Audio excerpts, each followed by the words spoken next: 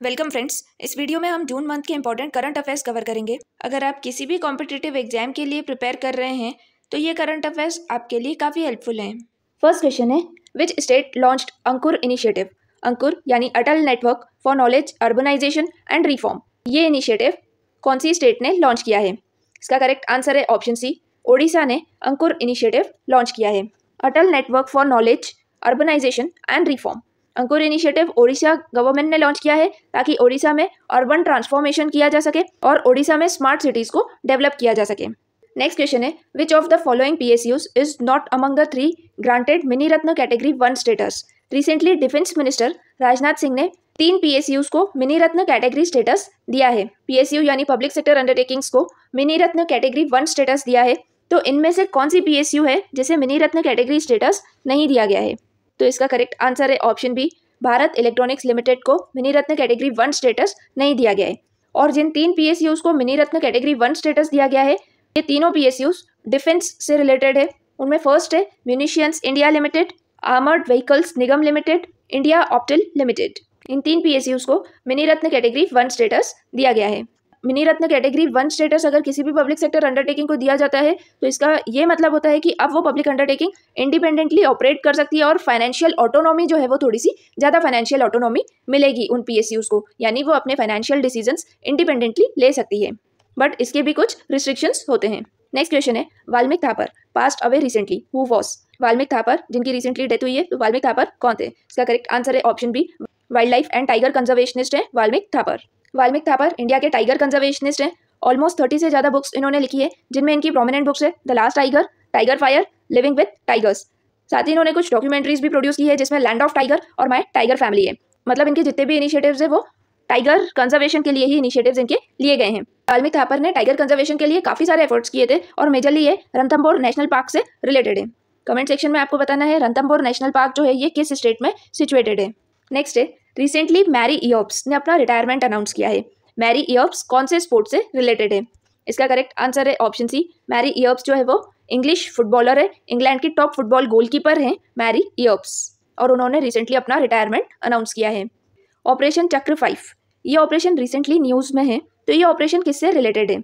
इसका correct answer है option C, combating transnational cyber crime syndicates, यानी साइबर क्राइम से रिलेटेड है ऑपरेशन चक्र 5। ऑपरेशन चक्र 5 जो है ये CBI का एक इनिशिएटिव है। CBI ने लॉन्च किया है ये ऑपरेशन। CBI है सेंट्रल ब्यूरो ऑफ इन्वेस्टिगेशन ने ऑपरेशन चक्र 5 जो है वो लॉन्च किया है ताकि इंटरनेशनल साइबर क्राइम्स जो होते हैं उनको रिड्यूस किया जा सके, स्पेशली ऐसे साइबर क्राइम्स जिनमें फॉरेन नेशनल्स से स्कैम्स किए जाते हैं, उनको रिड्यूस करने के लिए ऑपरेशन चक्र 5 जो है वो लॉन्च किया गया है और central bureau of investigation agency यानी CBI ने यह ऑपरेशन लॉन्च किया है। नेक्स्ट क्वेश्चन है, which Indian batter became the first Indian to hit 300 sixes in IPL। इनमें से कौन सा इंडियन बैट्समैन ने IPL में 300 सिक्सेस लगाए हैं? इसका करेक्ट आंसर है ऑप्शन सी, रोहित शर्मा ने IPL में 300 सिक्सेस जो है वो लगाए हैं। सबसे ज़्यादा सिक्सेस IPL में क्रिस गेल के हैं। क्रिस गेल जो है ये वेस्ट इंडीज़ के प्लेयर हैं और रोहित शर्मा फर्स्ट इंडियन बन गए हैं जिन्होंने 300 सिक्सेस लगाए हैं। थर्ड पे विराट कोहली हैं जिनके 291 सिक्सेस हैं। फोर्थ पे MS धोनी जिनके 264 सिक्सेस हैं और फिफ्थ पे हैं AB डिविलियर्स जिनके 251 सिक्सेस हैं। तो रोहित शर्मा फर्स्ट इंडियन बन गए हैं जिनके 300 सिक्सेस हैं IPL में। इसी के साथ ही रोहित शर्मा सेकंड प्लेयर भी बन गए हैं जिन्होंने IPL में 7000 रन्स बनाए हैं। फर्स्ट पे हैं विराट कोहली। नेक्स्ट क्वेश्चन है, who was honoured with Princess of Asturias Award for sports 2025। इसका करेक्ट आंसर है option B, Serena Williams. Serena Williams को प्रिंसेस ऑफ एस्टूरियस अवार्ड जो है 2025 का ये दिया गया है। सेरेना विलियम्स कौन है? सेरेना विलियम्स जो है वो इंटरनेशनल टेनिस प्लेयर है। नेक्स्ट क्वेश्चन है, who has become the brand ambassador of Audi India. Audi India के ब्रांड एम्बेसडर कौन बने हैं? इसका करेक्ट आंसर है ऑप्शन बी, नीरज चोपड़ा जो है वो ऑडी इंडिया के ब्रांड एम्बेसडर बने हैं। नेक्स्ट क्वेश्चन है, who was crowned miss world 2025। Miss world 2025 कौन बनी है? इसका करेक्ट आंसर है ऑप्शन सी, ओपल सुचाता चुआंगसरी जो है वो मिस वर्ल्ड 2025 बनी है और ये थाईलैंड की है।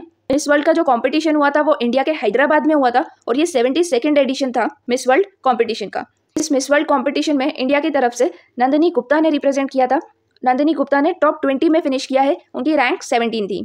नेक्स्ट क्वेश्चन है, which country will host the IATA International Air Transport Association की Annual General Meeting 2025 and World Air Transport Summit, ये दोनों इवेंट्स कौन सी कंट्री होस्ट करेगी? इसका करेक्ट आंसर है ऑप्शन सी, इंडिया जो है ये दोनों events International Air Transport Association की एनुअल जनरल मीटिंग और World Air Transport Summit India host करेगी। इंटरनेशनल एयर ट्रांसपोर्ट एसोसिएशन जो है ये मॉन्ट्रियल कनाडा में इसका हेडक्वार्टर है, 1945 में फाउंड की गई थी।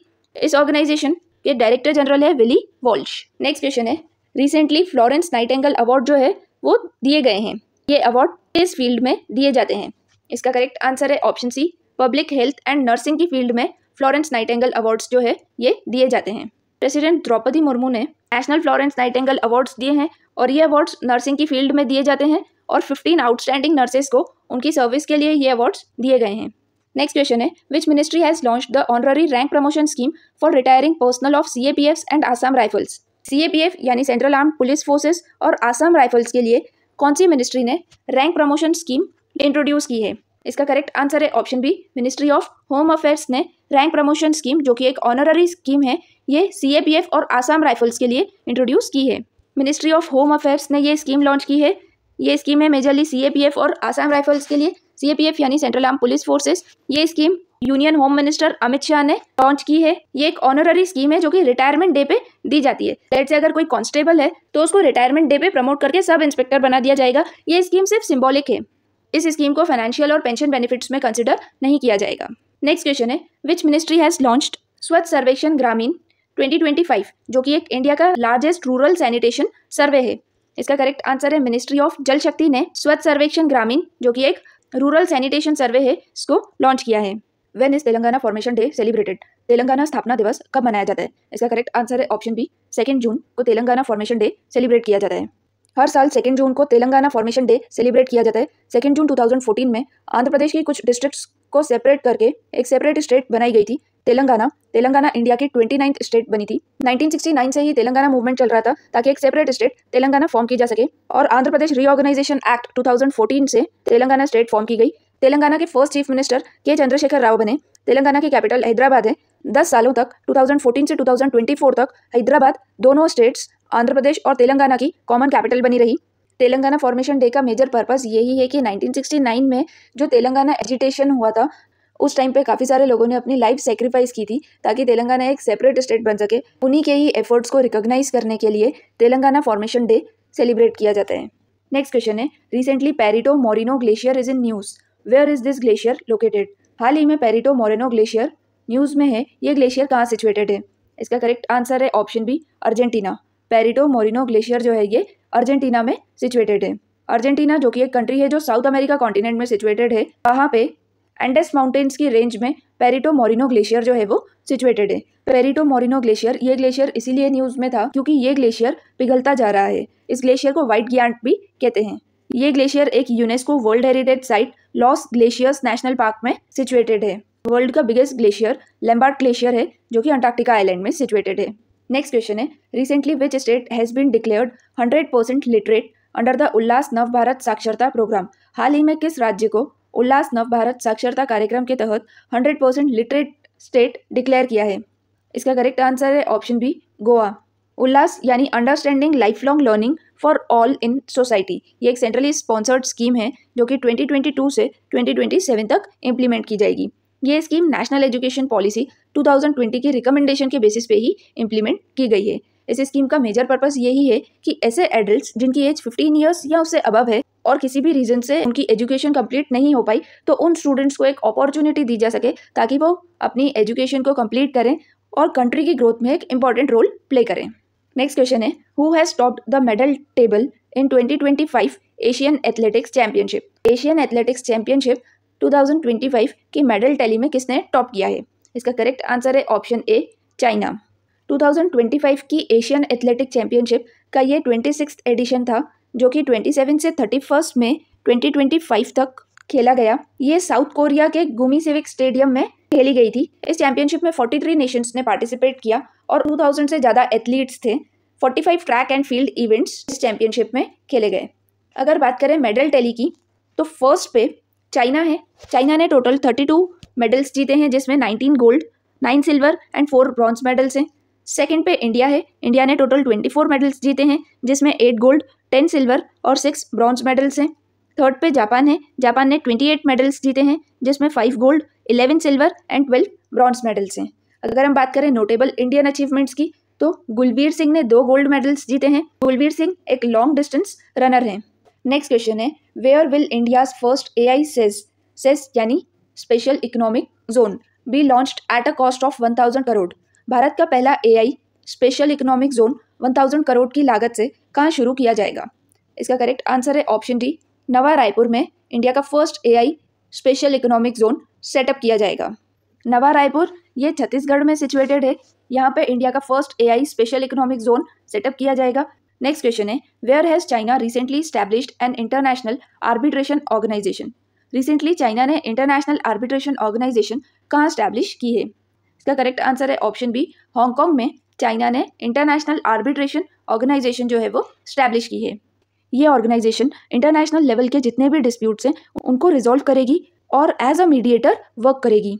नेक्स्ट क्वेश्चन है, where have 34 digital courts been inaugurated recently. हाल ही में 34 डिजिटल अदालतों का उद्घाटन कहाँ किया गया? इसका करेक्ट आंसर है ऑप्शन सी, न्यू दिल्ली में 34 डिजिटल कोर्ट्स इनॉग्रेट की गई। 34 डिजिटल कोर्ट्स, ये सारी कोर्ट्स जो है वो नेगोशिएबल इंस्ट्रूमेंट एक्ट से रिलेटेड केसेस को रिजॉल्व करेगी। चीफ जस्टिस देवेंद्र कुमार उपाध्याय ने ये इनिशिएटिव लॉन्च किया है ताकि चेक बाउंस के जितने भी केसेस हैं उनको फटाफट से सॉल्व किया जाए। नेक्स्ट क्वेश्चन है, where has the National Conference on Artificial Intelligence been organised recently to empower दिव्यांगजन्स। दिव्यांगजनों को सशक्त बनाने के लिए हाल ही में राष्ट्रीय आर्टिफिशियल इंटेलिजेंस कॉन्फ्रेंस का आयोजन कहाँ किया गया? इसका करेक्ट आंसर है ऑप्शन सी, बेंगलुरु में आर्टिफिशियल इंटेलिजेंस कॉन्फ्रेंस जो है वो ऑर्गेनाइज की गई थी ताकि दिव्यांगजन्स यानी स्पेशली एबल्ड पर्सन्स को AI के थ्रू एम्पावर किया जा सके। नेक्स्ट क्वेश्चन है, in which country is the 17th edition of Nomadic Elephant exercise being held in 2025। Nomadic Elephant exercise जिसका कि 17th एडिशन हुआ है, ये जॉइंट मिलिट्री एक्सरसाइज कहाँ पे की गई? इसका करेक्ट आंसर है ऑप्शन सी, मंगोलिया में ये एक्सरसाइज जो है वो हुई है। नोमैडिक एलिफेंट एक्सरसाइज जो है ये एक जॉइंट मिलिट्री एक्सरसाइज है इंडिया और मंगोलिया के बीच में। इस एक्सरसाइज का मेजर पर्पस यही है कि टेररिज्म को खत्म किया जा सके और इसीलिए मंगोलिया और इंडिया की आर्मी के बीच ये एक्सरसाइज होती है। मंगोलिया की कैपिटल है उलान बटूर। रिसेंटली हुई कुछ इंपॉर्टेंट एक्सरसाइजेस को देख लेते हैं। तीस्ता प्रहार, ये एक इंडियन आर्मी की लार्ज स्केल फील्ड एक्सरसाइज है जो कि वेस्ट बंगाल की तीस्ता फायरिंग रेंज में हुई है। नेक्स्ट एक्सरसाइज है टेलिस्मैन सबर एक्सरसाइज 2025। ये एक्सरसाइज इंडिया, ऑस्ट्रेलिया, जापान और USA के बीच पापुआ न्यू गिनी में हुई है। टेलिस्मैन सबर एक्सरसाइज का ये 11th एडिशन था। नेक्स्ट एक्सरसाइज है डेजर्ट फ्लैग 10 एक्सरसाइज। ये एक मल्टीनेशनल एयर एक्सरसाइज है जिसमें काफी सारी कंट्रीज इन्वॉल्व थी। इंडियन एयरफोर्स ने भी इस एक्सरसाइज में पार्टिसिपेट किया है और ये एक्सरसाइज UAE में हुई है। नेक्स्ट एक्सरसाइज है डस्ट लिंक एक्सरसाइज। ये एक्सरसाइज का 6th एडिशन पुणे, महाराष्ट्र में हुआ है। डस्ट लिंक एक्सरसाइज इंडिया और उज्बेकिस्तान के बीच होती है। नेक्स्ट एक्सरसाइज है इनियोकोस 25। ये भी एक मल्टीनेशनल एयर एक्सरसाइज है जिसमें इंडियन एयरफोर्स ने पार्टिसिपेट किया है और ये एक्सरसाइज ग्रीस में हुई है। नेक्स्ट क्वेश्चन है, what is the main objective of MOU signed between IIT Kharagpur and IME। IME यानी Singapore institute of micro electronics. एक MOU साइन हुआ है IIT खड़गपुर और IME institute of micro electronics के बीच। इस MOU का मेन ऑब्जेक्टिव क्या है? इसका करेक्ट आंसर है option C, semiconductor technology collaboration. ये इनिशिएटिव एक बायलैटरल एक्सचेंज प्रोग्राम है इंडिया और सिंगापुर के बीच में, जिसमें specialised training, joint workshops organise की जाएगी रिसर्चर्स और इंजीनियर्स स्टूडेंट्स के लिए, ताकि इंडिया सेमीकंडक्टर्स को लार्ज स्केल पे प्रोड्यूस कर सके और ग्लोबल सुपर पावर बन सके। नेक्स्ट क्वेश्चन है, what is the primary purpose of Ayush Suraksha portal. Ayush Suraksha portal का मेन ऑब्जेक्टिव क्या है? इसका करेक्ट आंसर है option C, combating misleading advertisements and ensuring drug safety. ये पोर्टल एक वॉचडॉग की तरह काम करेगा ताकि इस पोर्टल के through safe and credible Ayush products ही सेल किए जा सके और कंज्यूमर्स को मिसलीडिंग एडवर्टीजमेंट से बचाया जा सके। आयुष मिनिस्टर कौन है? प्रताप राव जाधव जो है वो आयुष मिनिस्टर हैं। नेक्स्ट क्वेश्चन है, what is the name of new health scheme launched by Gujarat government in 2025। Gujarat government ने रिसेंटली एक न्यू हेल्थ स्कीम लॉन्च की है। इस स्कीम का नाम क्या है? कर्मयोगी स्वास्थ्य सुरक्षा योजना। कर्मयोगी स्वास्थ्य सुरक्षा योजना ये गुजरात गवर्नमेंट ने इंट्रोड्यूस की है। इस स्कीम में कैशलेस मेडिकल ट्रीटमेंट दिया जाएगा 10 लाख तक का, जो कि पर फैमिली पर ईयर दिया जाएगा। ये स्कीम सिर्फ एलिजिबल गवर्नमेंट एम्प्लॉइज और पेंशनर्स के लिए ही है। नेक्स्ट क्वेश्चन है, Kanwal tiger reserve is located in which state. Kanwal tiger reserve जो कि रिसेंटली न्यूज में है, ये टाइगर रिजर्व कौन सी स्टेट में लोकेटेड है? इसका करेक्ट आंसर है ऑप्शन बी, तेलंगाना में कंवल टाइगर रिजर्व जो है वो सिचुएटेड है। रिसेंटली तेलंगाना गवर्नमेंट ने एक ऑर्डर इशू किया है जिसमें एक टाइगर कॉरिडोर बनाया जाएगा। ये टाइगर कॉरिडोर कवल टाइगर रिजर्व जो कि तेलंगाना में सिचुएटेड है, वहां से ताडोबा अंधेरी टाइगर रिजर्व जो कि महाराष्ट्र में है, इन दो रीजन्स को कनेक्ट करेगा। इस प्रोजेक्ट का मेजर पर्पस यही है कि वाइल्ड लाइफ को कंजर्व किया जा सके और वाइल्ड लाइफ हैबिटेट की कनेक्टिविटी बिल्ड की जा सके। नेक्स्ट क्वेश्चन है, what is the title of the documentary series jointly launched by Jio Hotstar and the RBI? Jio Hotstar और आरबीआई द्वारा संयुक्त रूप से लॉन्च की गई डॉक्यूमेंट्री सीरीज का शीर्षक क्या है? इसका करेक्ट आंसर है option B, RBI unlocked beyond the rupee. Jio Hotstar और आरबीआई ने एक डॉक्यूमेंट्री सीरीज लॉन्च की है। ये डॉक्यूमेंट्री सीरीज का नाम है आरबीआई अनलॉक्ड बियॉन्ड द रूपी। इस सीरीज में 5 पार्ट्स होंगे। इस सीरीज का इम्पोर्टेंट ऑब्जेक्टिव यही है ताकि आरबीआई के बारे में अवेयरनेस क्रिएट की जा सके कि किस तरह से आरबीआई अपने फंक्शंस और अपने रोल को परफॉर्म करता है और इंडिया की इकोनॉमिक जर्नी में आरबीआई ने कैसे एक बहुत ही इंपॉर्टेंट रोल प्ले किया है। इस सीरीज के फर्स्ट एपिसोड का टाइटल है एज गुड एज गोल्ड, जो कि 1991 के इकोनॉमिक क्राइसिस पर बेस्ड है। नेक्स्ट क्वेश्चन है, India has been elected president of which international body for 2025 to 2028 term? Bharat को 2025 से 2028 कार्यकाल के लिए किस अंतर्राष्ट्रीय संस्था का अध्यक्ष चुना गया है? इसका करेक्ट आंसर है option C, International Institute of Administrative Sciences. India को International Institute of Administrative Science का प्रेसिडेंट इलेक्ट किया गया है। International Institute of Administrative Science ये ऑर्गेनाइजेशन 1930 में स्टैब्लिश हुई थी। इसके हेडक्वार्टर्स ब्रुसेल्स, बेल्जियम में सिचुएटेड हैं। 31 कंट्रीज इस ऑर्गेनाइजेशन की मेंबर हैं, जिनमें कुछ इंपॉर्टेंट कंट्रीज है India, Japan, China, Germany, south Africa, Saudi Arabia, Korea, Spain और कतर। इंडिया 1998 से इस ऑर्गेनाइजेशन का मेंबर है। इस ऑर्गेनाइजेशन में डिपार्टमेंट ऑफ एडमिनिस्ट्रेटिव रिफॉर्म्स और पब्लिक ग्रीवेंसेस इंडिया को रिप्रेजेंट करता है। नेक्स्ट क्वेश्चन है, where is the Indian institute of corporate affairs establishing its first regional campus outside India? भारतीय कॉर्पोरेट मामलों के संस्थान दिल्ली के बाहर अपना पहला क्षेत्रीय परिसर कहाँ स्थापित कर रहा है? इसका करेक्ट आंसर है option C, new Shillong township में। Indian institute of corporate Affairs अपना रीजनल कैंपस सेटअप करेगा और ये रीजनल कैंपस पहली बार दिल्ली के बाहर सेटअप किया जाएगा। ये रीजनल कैंपस शिलोंग में सेटअप किया जाएगा। Indian institute of corporate affairs ये मिनिस्ट्री ऑफ कॉर्पोरेट अफेयर्स के अंडर आता है। ये थिंक टैंक और ट्रेनिंग बॉडी है जो कॉर्पोरेट लॉ यानी कंपनी लॉ, गवर्नेंस और कंप्लायंस से रिलेटेड मैटर्स में वर्क करती है। Indian institute of corporate affairs का रीजनल कैंपस पहली बार दिल्ली के बाहर सेटअप किया जा रहा है। ये इनिशिएटिव पीएम डिवाइन यानी prime minister development initiative for north east scheme के अंडर आता है, जिसमें पीएम डिवाइन का मेन ऑब्जेक्टिव ही नॉर्थ ईस्ट का डेवलपमेंट करना है और वहाँ पर इंस्टीट्यूशन सेटअप करना है। नेक्स्ट क्वेश्चन है, which of the following countries has not been elected as a non permanent member of United Nation security council for 2026 to 2027 term? इनमें से कौन सी कंट्री 2026 से 2027 के कार्यकाल के लिए यूनाइटेड नेशन सिक्योरिटी काउंसिल का अस्थायी सदस्य नहीं चुना गया है? इसका करेक्ट आंसर है ऑप्शन डी, अल्जेरिया। अल्जेरिया जो है वो यूनाइटेड नेशन सिक्योरिटी काउंसिल का नॉन परमानेंट मेंबर नहीं सिलेक्ट किया गया है। इनमें से बाकी 3 कंट्रीज बहरीन, कोलंबिया और लातविया जो है वो यूनाइटेड नेशन सिक्योरिटी काउंसिल की नॉन परमानेंट मेंबर सिलेक्ट की गई है। यूनाइटेड नेशन सिक्योरिटी काउंसिल में total 6 countries as a non permanent member elect की गई है। ये कंट्रीज है Bahrain, Colombia, democratic republic of Congo, Latvia, Liberia. ये कंट्रीज 2 साल के लिए यूनाइटेड नेशन सिक्योरिटी काउंसिल में इलेक्ट की गई है, जनवरी 2026 से दिसंबर 2027 तक। यूनाइटेड नेशन सिक्योरिटी काउंसिल 24 अक्टूबर 1945 को फॉर्म किया गया था। इसका हेडक्वार्टर यूनाइटेड स्टेट्स के न्यूयॉर्क में सिचुएटेड है। इसकी प्रेसिडेंसी हर महीने इसकी 15 मेंबर कंट्रीज में रोटेट होती है। यूनाइटेड नेशन सिक्योरिटी काउंसिल की प्रेसिडेंसी मई के महीने में ग्रीस के पास थी और जून में ये प्रेसिडेंसी गुयाना के पास शिफ्ट हो जाएगी। नेक्स्ट क्वेश्चन है, who has been elected as president of the 80th session of United Nation general assembly? संयुक्त राष्ट्र महासभा के 80वें सत्र के अध्यक्ष के रूप में किसे चुना गया है? इसका करेक्ट आंसर है ऑप्शन डी, अन्नालेना बेरबॉक को यूनाइटेड नेशन जनरल असेंबली की वो प्रेसिडेंट बनी है। यूनाइटेड नेशन जनरल असेंबली 1945 में फाउंड की गई थी। इसका हेडक्वार्टर न्यूयॉर्क यूनाइटेड स्टेट्स में है। नेक्स्ट क्वेश्चन है, who has been appointed as the new director of the prime minister museum and library. प्रधानमंत्री संग्रहालय और पुस्तकालय के नए निदेशक के रूप में किसे नियुक्त किया गया है? इसका करेक्ट आंसर है ऑप्शन बी, अश्विनी लोहानी जो है वो prime minister museum and library के डायरेक्टर बने हैं। Prime minister museum and library ये इंस्टीट्यूशन मिनिस्ट्री ऑफ कल्चर के अंडर आता है। ये institution majorly exhibitions, digital archives को होस्ट करता है। इसके प्रेसिडेंट प्राइम मिनिस्टर होते हैं और वाइस प्रेसिडेंट डिफेंस मिनिस्टर होते हैं। Prime minister museum and libraries के डायरेक्टर का टेन्योर 3 ईयर्स का होता है। नेक्स्ट क्वेश्चन है, which state launch the Rajiv Gandhi Van Samvardhan Yojana. किस राज्य ने राजीव गांधी वन संवर्धन योजना की शुरुआत की है? इसका करेक्ट आंसर है ऑप्शन बी, हिमाचल प्रदेश। राजीव गांधी वन संवर्धन योजना का मेन ऑब्जेक्टिव ही है कि हिमाचल प्रदेश में ग्रीन कवर को बढ़ाया जाए, ग्रीनरी बढ़ाई जाए, पेड़ लगाए जाए और रूरल एम्प्लॉयमेंट जो है वो जनरेट किया जाए। हिमाचल प्रदेश की समर कैपिटल है शिमला और विंटर कैपिटल है धर्मशाला। हिमाचल प्रदेश के चीफ मिनिस्टर है सुखविंदर सिंह सुक्खू और गवर्नर हैं शिव प्रताप शुक्ला।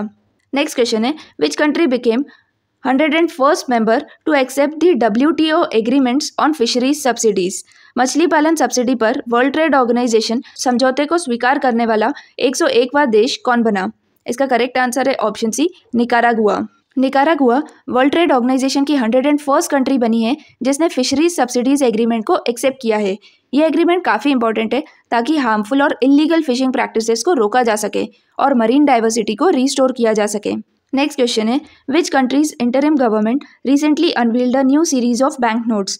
किस देश की अंतरिम सरकार ने हाल ही में नई श्रृंखला के बैंक नोट जारी किए हैं? इसका करेक्ट आंसर है ऑप्शन सी, बांग्लादेश। बांग्लादेश की इंटरिम गवर्नमेंट ने नए करेंसी नोट्स इशू किए हैं जिसमें बांग्लादेश के जो फाउंडिंग फादर हैं शेख मुजीबुर रहमान, उनकी फ़ोटो करेंसी नोट से हटा दी गई है और इन करेंसी नोट्स में बांग्लादेश के नेचुरल लैंडस्केप, आर्कियोलॉजिकल साइट्स और ट्रेडिशनल लैंडमार्क्स, हिंदू और बुद्धिस्ट टेम्पल्स हैं। नेक्स्ट क्वेश्चन है, which 2 wetlands from Rajasthan were recently added to the Ramsar site. Rajasthan के कौन से 2 वेटलैंड्स आर्द्र भूमियों को हाल ही में रामसार सूची में जोड़ा गया है? इसका करेक्ट आंसर है option C, Khichan and Menar. India में टोटल 91 रामसार साइट्स हैं। 1971 में ईरान के रामसार में रामसार कन्वेंशन साइन किया गया था। 1982 में इंडिया इसका मेंबर बना। रामसार कन्वेंशन वेटलैंड्स को प्रोटेक्ट करने के लिए साइन किया गया था। वेटलैंड्स एक सेमी एक्वेटिक इकोसिस्टम होता है। नेक्स्ट क्वेश्चन है, how many distinguished service awards were conferred during the defence investiture ceremony 2025। Defence investiture ceremony 2025 के दौरान कितने विशिष्ट सेवा पुरस्कार प्रदान किए गए? इसका करेक्ट आंसर है option C, 92। President Droupadi Murmu ने 92 distinguished service awards defence investiture ceremony में दिए हैं। ये awards Indian arm forces, Indian Coast Guard और बॉर्डर रोड ऑर्गेनाइजेशन को दिए गए हैं। नेक्स्ट क्वेश्चन है, which major e commerce company has recently secured an NBFC licence from the Reserve Bank of India. हाल ही में किस प्रमुख ई कॉमर्स कंपनी को भारतीय रिजर्व बैंक से NBFC लाइसेंस प्राप्त हुआ है? इसका करेक्ट आंसर है ऑप्शन सी, फ्लिपकार्ट। फ्लिपकार्ट पहली ई कॉमर्स कंपनी बन गई है जिसे NBFC यानी नॉन बैंकिंग फाइनेंशियल कंपनी का लाइसेंस मिला है। इस लाइसेंस के साथ ही फ्लिपकार्ट अब अपने कस्टमर्स को लोन दे सकेगी। NBFC यानी नॉन बैंकिंग फाइनेंशियल कंपनी ऐसे फाइनेंशियल इंस्टीट्यूशंस होते हैं जो एक तरह से बैंक का ही काम करते हैं और वो कस्टमर्स को लोन्स और क्रेडिट प्रोवाइड करवाते हैं। NBFC RBI एक्ट 1934 के अंडर ही ऑपरेट होती है। नेक्स्ट क्वेश्चन है, recently a report titled The Real Fertility Crisis was released by which organisation. हाल ही में द रियल फर्टिलिटी क्राइसिस नामक रिपोर्ट किस संगठन द्वारा जारी की गई है? इसका करेक्ट आंसर है option C, United Nations Population Fund. United Nations Population Fund ने The Real Fertility Crisis report release की है। इस रिपोर्ट के अकॉर्डिंग इंडिया का टोटल फर्टिलिटी रेट 1.9 बर्थ पर वुमेन है, जबकि पॉपुलेशन को स्टेबल रखने के लिए रिप्लेसमेंट लेवल 2.1 होना चाहिए। तो इस अकॉर्डिंग इंडिया की पॉपुलेशन लॉन्ग टर्म में धीरे धीरे रिड्यूस हो सकती है, क्योंकि पॉपुलेशन को स्टेबल रखने के लिए इंडिया का फर्टिलिटी रेट 2.1 होना चाहिए, जो कि 1.9 बर्थ पर वुमेन है। नेक्स्ट क्वेश्चन है, who is set to become the first Indian astronaut in over 4 decades to travel to space and board the international space station. कौन व्यक्ति 4 दशकों में अंतरिक्ष की यात्रा करने और अंतर्राष्ट्रीय अंतरिक्ष स्टेशन पर जाने वाले पहले भारतीय अंतरिक्ष यात्री बनने वाले हैं? इसका करेक्ट आंसर है option C, Shubhanshu Shukla. Shubhanshu Shukla Indian air force group captain और इसरो के एस्ट्रोनॉट हैं और वो पहले इंडियन बन जाएंगे जो कि इंटरनेशनल स्पेस स्टेशन पर जाएंगे। इंटरनेशनल स्पेस स्टेशन एक बड़ा सा हैबिटेबल स्पेसक्राफ्ट है जो कि अर्थ के चक्कर लगाता है। ये एक तरह की स्पेस लेबोरेटरी है जहां पर एस्ट्रोनॉट्स साइंटिफिक रिसर्च और एक्सपेरिमेंट्स करते हैं माइक्रोग्रेविटी के एनवायरनमेंट में। इंटरनेशनल स्पेस स्टेशन ये जॉइंट स्पेस प्रोजेक्ट है नासा, रशिया, यूरोप, जापान और कनाडा का। इंटरनेशनल स्पेस स्टेशन को अर्थ का एक ऑर्बिट करने में लगभग 90 मिनट लगते हैं। Indian astronaut Shubhanshu Shukla SpaceX और नासा के private space flight mission EXIM-4 mission के तहत इंटरनेशनल स्पेस स्टेशन पर जाएंगे। ये मिशन फ्लोरिडा में बने नासा के केनेडी स्पेस सेंटर से लॉन्च किया जाएगा। इस मिशन में एस्ट्रोनॉट्स जिस स्पेसक्राफ्ट में बैठेंगे उस स्पेसक्राफ्ट का नाम स्पेसएक्स क्रू ड्रैगन है। EXIM-4 मिशन 14 से 21 दिन का एक मिशन है जिसमें माइक्रोग्रेविटी पर रिसर्च की जाएगी, कमर्शियल एक्सपेरिमेंट्स किए जाएंगे जिसमें muscle tissue regeneration, seed sprouting, microalgae growth पर रिसर्च की जाएगी। शुभांशु शुक्ला पहले इंडियन होंगे जो इंटरनेशनल स्पेस स्टेशन पर जाएंगे और दूसरे इंडियन एस्ट्रोनॉट होंगे जो स्पेस में जाएंगे। पहले इंडियन एस्ट्रोनॉट जो स्पेस में गए थे वो है राकेश शर्मा। 1984 में राकेश शर्मा स्पेस में गए थे। नेक्स्ट क्वेश्चन है, who is the author of the book titled India 5000 years of history on the subcontinent? India 5000 years of history on the subcontinent नामक पुस्तक के लेखक कौन है? इसका करेक्ट आंसर है option C, Audrey Rusk. Audrey Rusk एक famous writer है जिन्होंने India 5000 years of history on the subcontinent book लिखी है। ये बुक मेनली इंडिया की 5000 ईयर्स ऑफ हिस्ट्री पर बेस्ड है।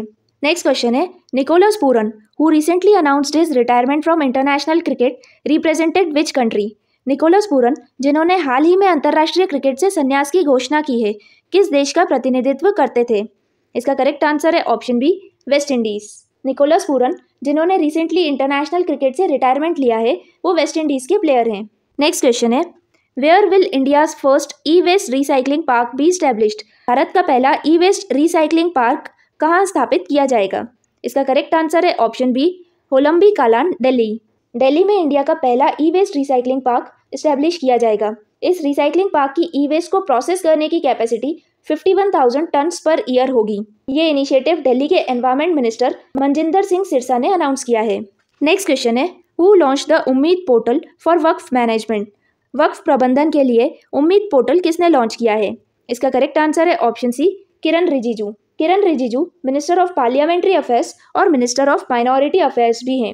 उन्होंने उम्मीद पोर्टल लॉन्च किया है। Umeed portal ministry of minority affairs ने डेवलप किया है। उम्मीद यानी कि unified Waqf management, empowerment, efficiency and development. Umeed portal इसलिए लॉन्च किया गया है ताकि वक्फ प्रॉपर्टीज को डिजिटली मैनेज और मॉनिटर किया जा सके।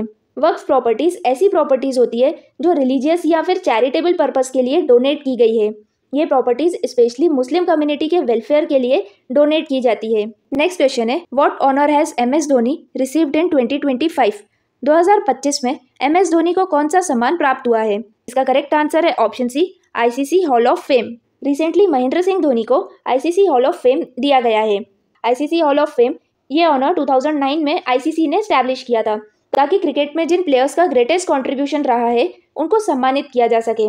ICC हॉल ऑफ फेम उन प्लेयर्स को दिया जाता है जिन्होंने इंटरनेशनल क्रिकेट से रिटायरमेंट ले ली है और रिटायरमेंट के 5 साल बाद तक प्लेयर्स इस अवार्ड के लिए एलिजिबल होते हैं। Mahendra Singh Dhoni 11th Indian cricketer बन गए हैं जिनको ICC हॉल ऑफ फेम ये ऑनर मिला है। महेंद्र सिंह धोनी से पहले 10 इंडियन क्रिकेटर्स को ICC हॉल ऑफ फेम मिल चुका है, जिनमें सुनील गावस्कर, सचिन तेंदुलकर, राहुल द्रविड़, वीरेंद्र सहवाग, बिशन सिंह बेदी, कपिल देव, अनिल कुंबले, विनू माकंद, डायना एडुलजी और नीतू डेविड हैं। 2025 में 7 क्रिकेटर्स को ICC हॉल ऑफ फेम दिया गया है, जिनमें ऑस्ट्रेलिया के मैथ्यू हेडन, न्यूजीलैंड के डैनियल विटोरी, साउथ अफ्रीका के हाशिम अमला, साउथ अफ्रीका के ही ग्रेम स्मिथ, पाकिस्तान के सना मीर, इंग्लैंड की सारा टेलर को यह ऑनर दिया गया है। ICC hall of Fame man और वुमेन क्रिकेटर दोनों को दिया जाता है। 2025 तक टोटल 122 क्रिकेटर्स को ICC हॉल ऑफ फेम मिल चुका है। नेक्स्ट क्वेश्चन है, what is the main goal of the partnership between Indian Railways and Bhashini? भारतीय रेलवे और भाशिनी के बीच साझेदारी का मुख्य उद्देश्य क्या है? भाशिनी इंडियन गवर्नमेंट का एक प्रोजेक्ट है जो कि ministry of electronics and information technology ने डेवलप किया है। ये एक AI प्लेटफॉर्म है जो कि किसी भी कंटेंट को इंडियन लैंग्वेजेस में कन्वर्ट करता है ताकि लैंग्वेज बैरियर्स दूर हो सकें। इंडियन रेलवेज और भाशिनी के बीच एक पार्टनरशिप हुई है। इस पार्टनरशिप का मेन गोल क्या है? इसका करेक्ट आंसर है option C, to integrate multilingual AI solutions into railway services, ताकि रेलवे सर्विसेज में मल्टीलिंगुअल AI सॉल्यूशंस का यूज किया जा सके। ये मेजरली रेलवे के 2 प्लेटफॉर्म्स NTES यानी नेशनल ट्रेन इंक्वायरी सिस्टम और रेल मदद में यूज़ किया जाएगा ताकि रेलवे सर्विसेज 22 इंडियन लैंग्वेजेस में अवेलेबल हो सके। फ्रेंड्स, आज हमने जून मंथ के इंपॉर्टेंट करंट अफेयर्स कवर किए हैं। अगर ये वीडियो आपके लिए हेल्पफुल है तो प्लीज़ लाइक कीजिए और चैनल को सब्सक्राइब कीजिए। Thank you.